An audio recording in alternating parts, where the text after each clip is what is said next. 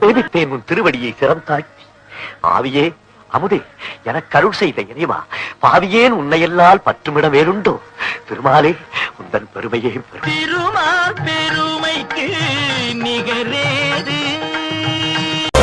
வர வர சிமராஜா படிய விடுங்கடா, நான் வேஷமில்ல பாசக்கார நசந்தா நம்புங்கடா.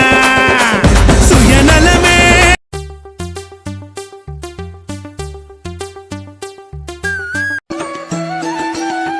கண்ணனை காணாத கண்களில்லை, காணாமல் நாளது நகர்வதில்லை.